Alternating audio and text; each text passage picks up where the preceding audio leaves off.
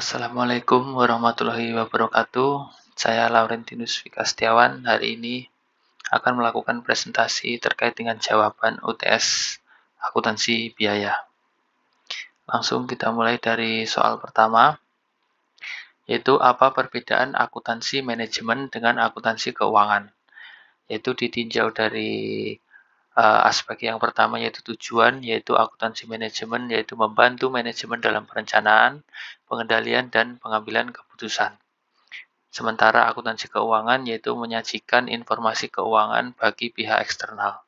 Kemudian bagi pengguna, akuntansi manajemen yaitu manajemen internal, sedangkan akuntansi keuangan yaitu pihak eksternal, yaitu bisa investor, kreditor, dan pemerintah.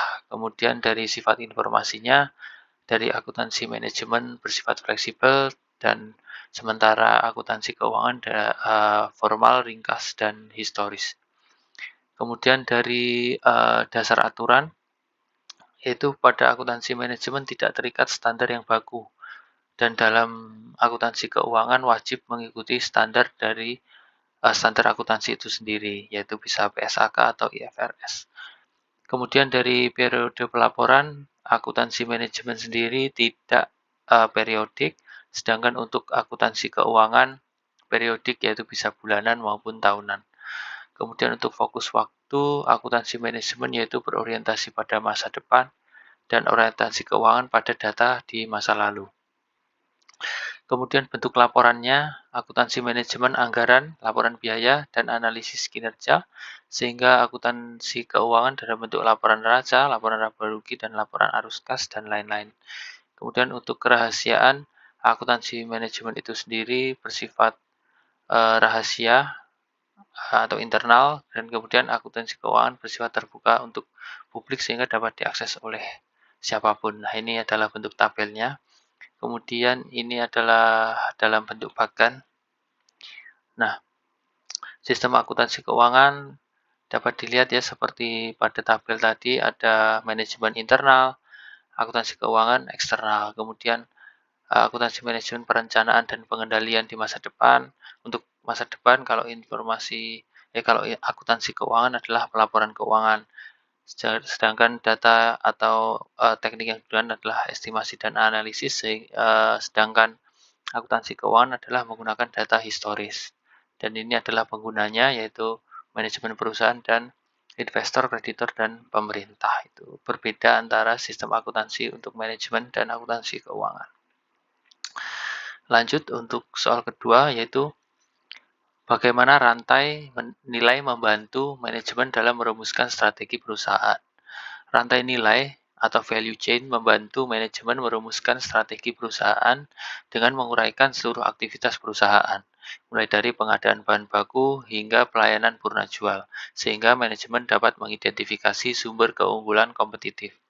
Melalui analisis rantai ini, perusahaan dapat mengetahui aktivitas mana yang menambah nilai bagi pelanggan dan aktivitas mana yang menimbulkan biaya tanpa memberikan nilai tambah, sehingga strategi dapat diarahkan pada efisiensi biaya atau diferensiasi produk atau jasa. Selain itu, rantai nilai membantu manajemen dalam menentukan fokus strategi, seperti peningkatan kualitas, kecepatan layanan, atau inovasi, agar perusahaan mampu bersaing dan menciptakan nilai yang lebih tinggi dibandingkan pesaingnya. Kemudian soal yang selanjutnya, jelaskan perbedaan mendasar antara cost dengan expense. Yang pertama adalah cost atau biaya adalah pengorbanan sumber daya yang dikeluarkan untuk memperoleh aset atau manfaat ekonomi yang masih memiliki potensi memberikan manfaat di masa depan. Cost dicatat sebagai aset terlebih dahulu, misalnya pembelian persediaan mesin atau peralatan. Cost baru akan menjadi expense ketika manfaat ekonominya digunakan. Sedangkan expense atau beban adalah bagian dari cost atau biaya itu sendiri yang manfaat ekonominya telah habis dalam suatu periode sehingga langsung diakui sebagai dalam laporan laba rugi untuk menghasilkan pendapatan periode tertentu seperti beban gaji, beban listrik, atau beban penyusutan. Nah, kemudian bagaimana siklus akuntansi biaya dan hubungan antar akun. Nah, tahapan siklus akuntansi biaya ini ada 6, yaitu yang pertama ada pengumpulan biaya, 2 ada pencatatan biaya, 3 ada pembebanan biaya ke produksi, kemudian 4 ada penyelesaian produksi, 5 ada penjualan produk, dan 6 ada pelaporan biaya. Kemudian hubungan antar akun dalam akuntansi biaya, yaitu persediaan bahan baku dengan barang dalam proses, kemudian utang gaji masuk dalam barang dalam proses, BOP sesungguhnya juga masuk dalam barang dalam proses. Barang dalam proses termasuk dalam persediaan barang jadi, kemudian persediaan barang jadi termasuk dalam harga pokok penjualan, seperti itu. Nah, untuk soal selanjutnya yaitu jelaskan perbedaan antara pembebanan biaya berdasarkan pesanan atau job order costing dan proses atau proses costing. Jadi yang pertama, job order costing digunakan untuk perusahaan yang memproduksi barang atau jasa berdasarkan pesanan khusus, di mana setiap produk atau pekerjaan berbeda satu dengan yang lainnya. Biaya bahan baku, tenaga kerja, dan overhead dikumpulkan dan dicatat untuk setiap pesanan atau job secara terpisah. Metode ini cocok untuk industri seperti percetakan, bengkel khusus, konstruksi, dan jasa profesional karena manajemen perlu mengetahui biaya tiap pesanan secara spesifik. Ini biasanya diklasifikasikan berdasarkan job. Berbeda dengan proses costing, yaitu digunakan untuk perusahaan dengan produksi massal dan berkesinambungan, di mana produk yang dihasilkan bersifat seragam. Biaya dikumpulkan berdasarkan departemen atau proses produksi dalam satu periode, kemudian dirata-ratakan untuk menentukan biaya per unit. Metode ini umum digunakan dalam industri seperti makanan, minuman, semen, tekstil, dan kimia. Selanjutnya ada soal kasus 1, ya bisa kita lihat ini adalah tabel account balance dari PTX 2017, ada data awal dan data akhir, bisa kita lihat. Kemudian soalnya adalah susunlah cost of good manufacture tahun 2017, dan 2, jika revenue tahun 2017 sebesar 1.200.000, susunlah income statement tahun 2017. Jadi yang pertama, nah kita mencari perhitungan COGM. Nah, yang pertama yang perlu kita hitung adalah DM atau direct material yang digunakan, yaitu dengan rumusnya direct material awal ditambah pembelian dikurangi direct material akhir. Nah, ini ditemukan setelah perhitungan, yaitu direct material yang dipakai sebesar 318. Nah, kemudian perlu dihitung overhead atau FOH.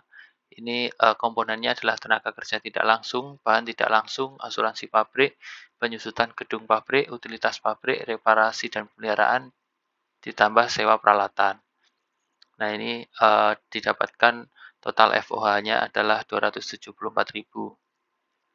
Kemudian untuk total biaya produksi, yaitu kita tambahkan dari direct material yang telah kita cari tadi dan biaya overhead ditambah dengan tenaga kerja langsung yang didapat dari tabel.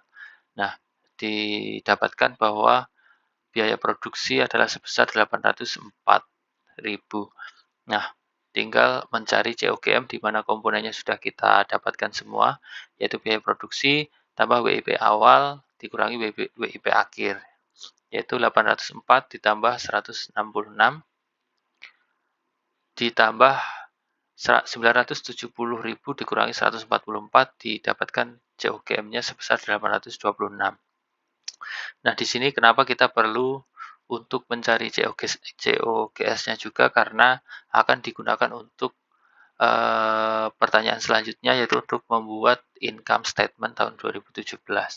Jadi COGS-nya kita cari dengan menggunakan komponen finish good awal ditambah COGM yang telah kita cari dan dikurangi dari ending finish good-nya. Nah, ini didapatkan bahwa COGS-nya 868.000. Nah, ini income statement tahun 2017, di mana jika revenue itu adalah 1.200.000, COGS yang kita cari adalah 868, dihasilkan keuntungan kotornya atau gross profit-nya 332 yang masih harus dikurangi dengan operating expense, komponennya adalah marketing dan distribusi, dan general administratif dengan semua totalnya 192. Sehingga dengan mengurangi gross profit dengan total expense, kita akan menemukan operating income atau labanya, yaitu 140.000. Kemudian, ini soal kasus yang kedua. Ini dapat kita baca, merupakan data-data dari PT Vilov selama bulan Mei 2020. Lanjut. Pertanyaannya adalah untuk membuat jurnal. Nah, ini adalah jurnalnya, yaitu yang pertama, pembelian bahan baku dengan syarat 2/10 N30, maksudnya ini 2% dalam jatuh tempo 30 hari seharga 14.200.000 utang dagang. Jadi jurnalnya adalah persediaan bahan baku di debit dan utang dagang di kredit. Kemudian membayar gaji upah bulan Mei. Upah tenaga kerja langsung senilai 6.700.000 masuk dalam barang dalam proses seperti yang soal sebelumnya tadi. Kemudian upah tenaga kerja tak langsung masuk ke biaya overhead pabrik sesungguhnya. Dengan total masuk ke kas senilai 9.450 ke kas di bagian kredit. Kemudian nomor 5, biaya-biaya produksi yang merupakan biaya overhead yang sesungguhnya juga dengan total 1.200.000. Kemudian nomor 6, membayar utang atas pembelian bahan baku sebesar 11.800.000.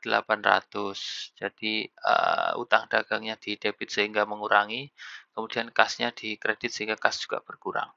Kemudian membayar penyusunan gedung dan pabrik yang masuk ke overhead juga senilai 555.000. Kemudian masuk ke soal yang ketiga, yaitu lean company menggunakan sistem dan lain-lain dapat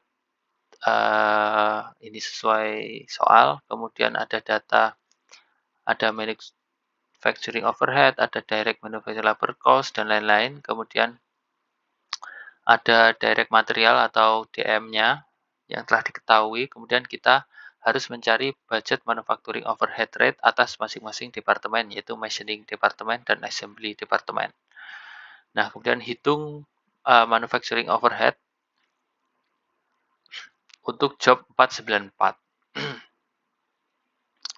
Nah, ini sudah kita cari. Yang pertama adalah budget manufacturing overhead di departemen permesinan, yaitu dengan cara mencari tarifnya dulu. Kita cari dengan cara membagi anggaran overhead dibagi dengan anggaran jam mesin.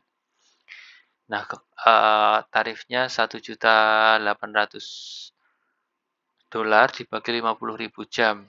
Kita dapatkan bahwa tarifnya adalah 36 dolar per jam per mesin.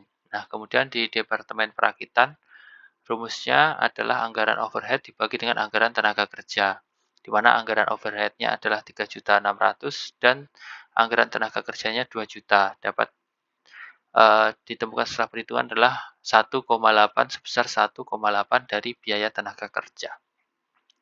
Kemudian untuk manufacturing overhead-nya untuk job 494, yaitu overhead-nya kita kalikan saja tarif yang telah kita temukan, yaitu 36 dolar dengan maksimal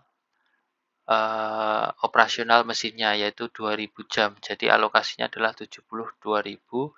Kemudian untuk perakitan, yaitu alokasi dananya 15.000 dolar dikali 1,8 dari biaya tenaga kerja, yaitu alokasinya 27.000 dolar.